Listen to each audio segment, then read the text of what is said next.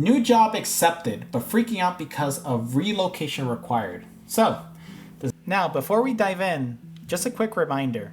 This video is for informational and entertainment purposes only, and should not be considered financial advice. Our full disclaimer is shown here and on our website. Hello everyone, and welcome to another episode of Finance with Anthony. So today we're going to be looking at a few main topics right here on the Personal Finance Reddit. The first one is related to unexpected career adjustments. The second one is going to be more related to, of course, housing, which is another hot topic right here. And the third one is investment strategies. So let's dive right into a few stories right here on the Personal Finance Reddit and see what these users have to say about these topics. The first one is whole life my FIL took out. My father-in-law has taken out whole life insurance policies for both of my kids, 4 and 1, with Northwest Mutual. The policy says $100,000 permanent life insurance. He said it's an investment they'll have for their future families because we will transfer it to their names at 18. After doing a little digging myself, I'm not convinced this is the best route to go. I'm not super insurance or investment savvy. Is this a good investment for the vision? They do both have 529s. So let's dive right into kind of the what is a whole life policy. So in most cases, a term life insurance policy, this is the first kind of, usually life insurance that's out there. Term life insurance policy, you're basically paying for the life insurance itself. So essentially, if God forbid you pass away, then, you'll be paid out, once you pass away. Of course, one thing I'll add, about just insurance in general, especially life insurance, is that if a medical professional actually diagnoses you, usually within 2 years, that you will be passing away. So essentially, if in 2 years you're going to be, sadly, passing away, then you can actually get the life insurance premiums paid out in advance and, utilize it, however you please. Of course, tax-free, which is important. Now, when we look at whole life insurance policies, these are a little bit different. It's kind of like a two-part process. The first piece is that you actually get, of course, the term life insurance policy for whatever amount it is. So yeah, when you get the whole life insurance, you get the term, essentially like two items, which is the first piece is, you get the term life insurance, which in this case is $100,000 based on the story. But there's a second component that you have to think about. Whenever you get term life insurance policies, usually they're like $10 to $20 a month, roughly, depending on how large the policy is. However, whole life insurance policies can be $150 to $200 a month.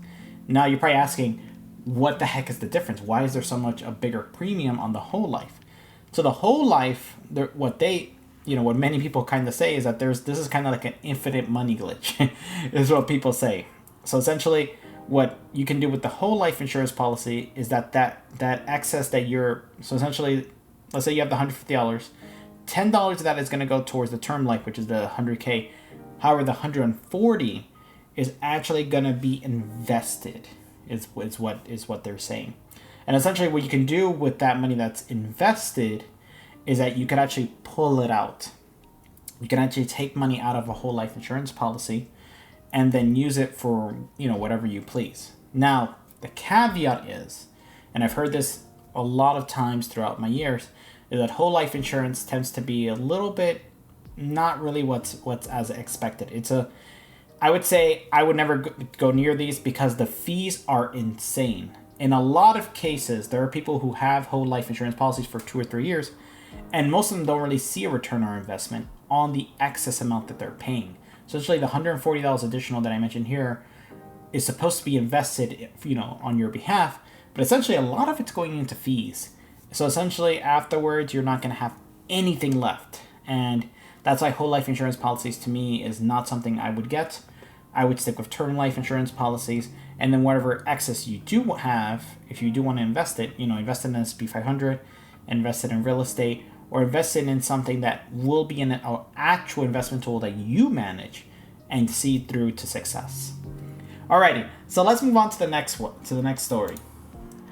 Why does my mom need my pay stubs and stuff? Hello, my mother and I am 18, live in a rental, and she sent an offer in for a house, and it got accepted. She asked for my SSN, tax returns and pay stubs and bank statements. Why does she need these? Tried asking in real estate, but they took it down. Edit. Thank you all for the answers I've read, and I will ask her again what she really needs these documents for. So, I would say the reason that she needs all these personal documents from you is because once she actually filled out the mortgage application, the only way it probably got accepted is because she actually probably put your information, your income, the expenses that you have, pretty much all your profile, in order to meet the initial loan requirement. Because in order to meet the loan requirement, you need to have usually low to no personal debt. You have to have a certain amount of income.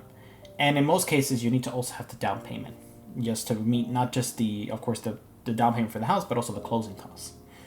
Now, if you do have other properties, of course, they will also ask for all the information for those as well, such as the taxes and insurance that you pay, and if there's any mortgages on these other properties. But that's only for people who have multiple properties and of course is continuing to increase their portfolio in properties or real estate. So I would say in this case, they put you down as one of the people who will be applying for the loan.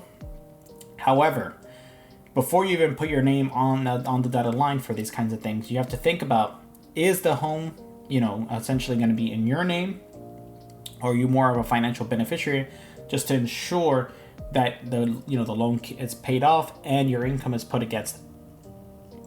The other aspect is, before you even get into it, really, really make sure that this is something you want to get into, because God forbid, things can happen. And the worst thing you can have on your record is something called a foreclosure, which is essentially once, a home actually goes into default or is not paid, it will actually damage your credit. And that's not something you want on your records. So overall, definitely, look into this and make sure that you get all the details from your mother. But in most cases, this is probably what happened in your case. Alrighty, so let's move on to the next one. So the next one is how to remain steady during economic hardship. It's probably on a lot of people's minds, of course, they're, just because of the times. I work at Costco, one of my favorite stores, by the way. My wife works in a bank. We're wanting to move into a house that we can both afford, but we're worried about the market. Should we hold off and stay in our apartment until things blow over? I know prices might drop in a possible recession, but my bigger worry is our jobs. Are we in a safe enough sector to take on that debt during a recession? Costco isn't known for laying any employees off, especially during economic hardship, and banks are stable enough, right? Am I freaking out for no reason?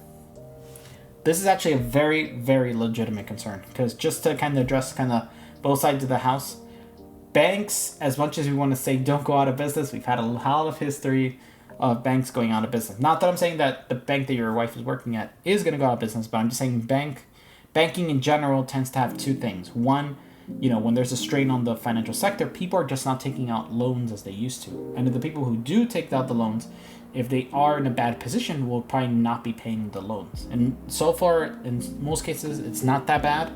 But those are items that can impact the banking industry. Now, in terms of Costco, I would say Costco, I'm not going to say is 100% recession proof. But the thing about Costco is that it carries mostly household items such as food, laundry detergent, things, basic necessities that we need to live. And in most cases, it's in bulk and for big families. So in reality, Costco, I would say, does meet the demands of what people need, especially during an economic recession. And quite frankly, it's much better to buy like a bag of burgers at Costco than going out to like McDonald's and buying like a bunch of burgers there. So, it can, the forms of economics around Costco do stand strong. Now, what should you do to actually make yourself feel comfortable that you have the ability to be a little bit recession proof in your household? The first thing is, just like I always stress in my channel here, emergency fund. Having at least 6 months of the forecasted monthly payments that you'll be having once you do acquire a house is very essential. The next thing you're going to need, of course, is a down payment. Most people say, hey, get the 20% rule of thumb. I used to think the same way, but now I'm more of a preference like, hey, as long as you have 10 to 20%, that's completely fine. Because nowadays, as housing prices continue to skyrocket, then yeah, sometimes you could be a little bit flexible. The next thing is you probably need some money. If it actually happened to one of my friends recently, if the house needs any repairs, because especially if it's an older home, if the home is a little bit older, you're definitely going to have stuff that's going to start breaking down. and sometimes pipes will burst. Pipes, like the water pipes in the walls. Sometimes the foundation might need some work. There's always something going on with a house, so having a fund for that is also important. And then finally, of course, you're just gonna need just some funds in general if you decide to actually want to maybe make some improvements to the house. It's good to have that just in case. There's sometimes times where you go into a house and you're like, hey, I don't really like the way things are painted. Things are, these are things that are improvements that are going to benefit overall the house. Now, I would say once you have all of those checklist items sorted out, then you could think about, hey, like now I can get into a house. Because overall, home ownership is something that's on everyone's mind nowadays, and it's something that's becoming less and less attainable, and it's just the sad reality that we live in right now. The other thing that I would say, if you're afraid about losing your job, is to cushion yourself a little bit more with buying a multifamily property. Multifamily properties are actually new to me as well. I used to mainly invest in like single family, but multifamilies I feel like have so much benefits, such as an income. God forbid you lose your your job, which can happen to me, can happen to anyone, and at least you have some income stream that will at least hold you down while you look for a job. Of course, in collusion with your your emergency fund. So having your emergency fund plus having some income will reduce the impact overall of until you actually find your next gig. So that's my honest advice, and good luck trying to get your next home. Hello everyone, my name is Anthony and I'm the host of TheLostSanctuary. I hope you've been enjoying our content so far, and if you have, please feel free to like and subscribe. Also, we have our website up here, and we also have some socials down here, and as always, leave your comments down below.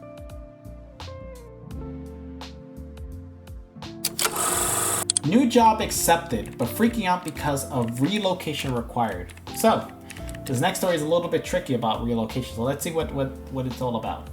Wife lost her job about a month ago due to layoffs, biotech. This was all unexpected for us. Luckily, she just accepted a job for a great salary and benefits, but requiring relocation to Maryland. We currently own our home, New Jersey, with a super low interest rate of 2% and only have about another 10 years before it's paid off. We bought back in 2015 for $350K and did a ton of work on it, and although small, we love it. Some homes are not nearly as updated as ours are going for $750K. Wow. The sale of it will be covered by the company with a good relo, and I'm looking to move into an $800 to $900K house in a new area. The new mortgage and living costs are higher, but my wife's increased income should cover it for sure. I have a year to decide on the permanent move, so that buys us time. My job is remote and no issues with the move for me. Is this insane uprooting our entire life over and leaving that awesome 2% mortgage over, especially looking like we're moving into a recession?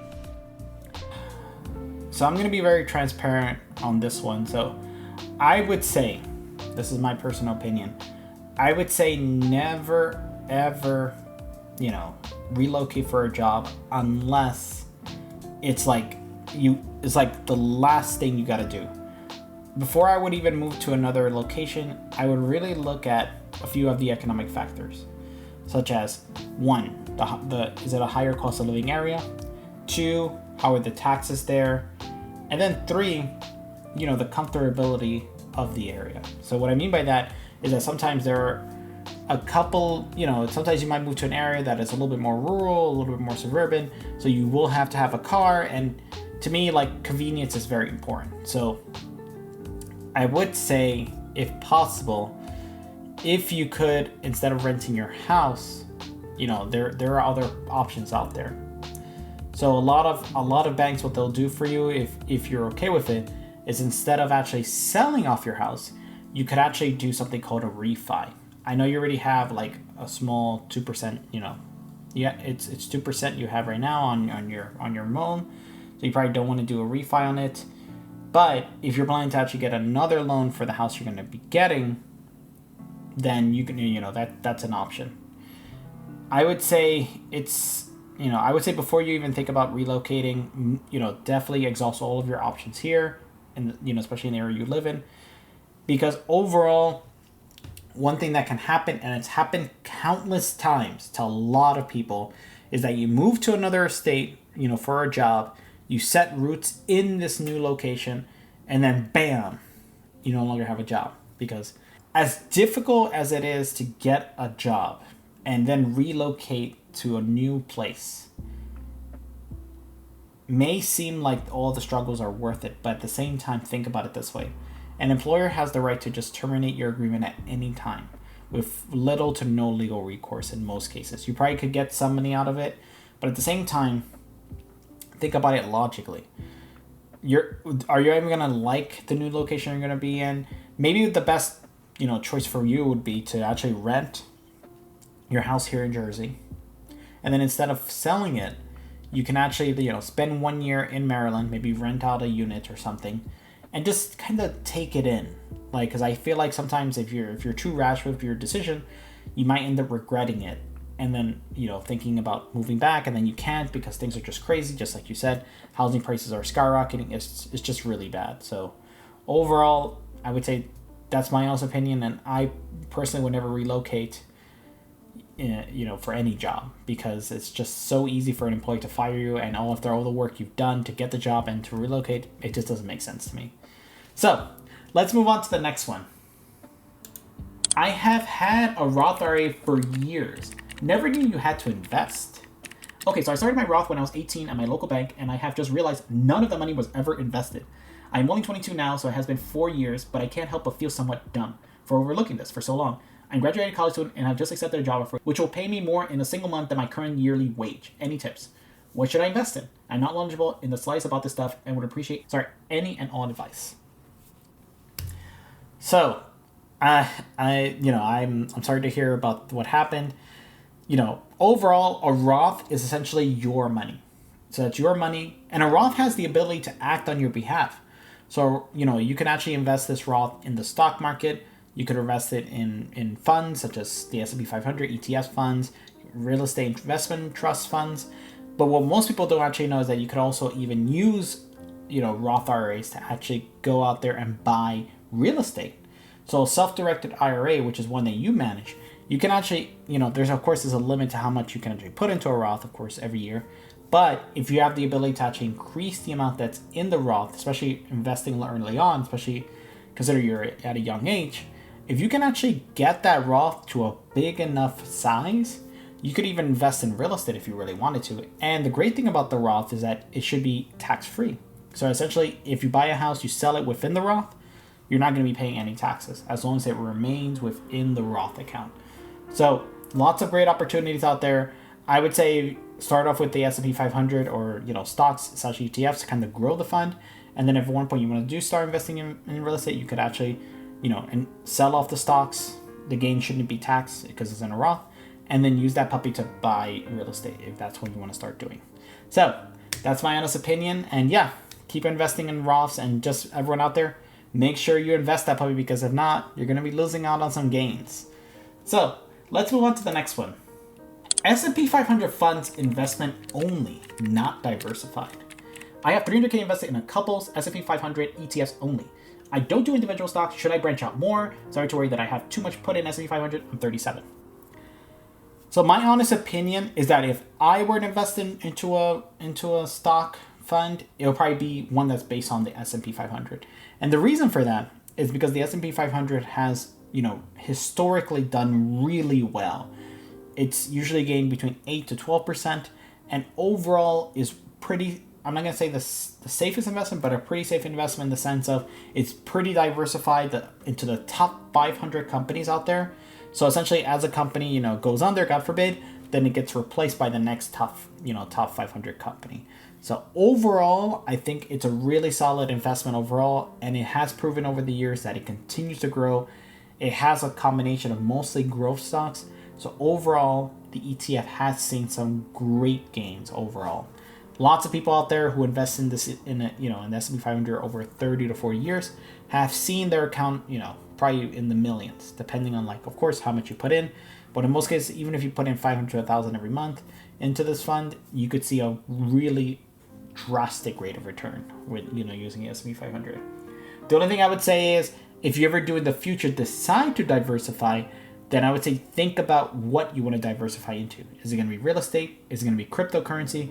Is it going to be stocks? There's so many things out there that you can invest in. So really do your research and then branch out. Once you've mastered one set of investments, then branch out to another and continue to, have your investments diversified, because of course you also do not want to put all your eggs in one basket, because God forbid things happen, life changes, and you never know. Maybe you're going to need a house one day. You want to have a family. These are all great questions that you should be asking yourself as you continue to develop and grow in your future. Alrighty. So that's it for, Finance with Anthony. This will be Finance with Anthony episode 18. I hope everyone out there has a blessed day, and adios. Keep doing what you're doing. You're doing an amazing job, and I'm wishing everyone out there all the best. All right, until next time, adios.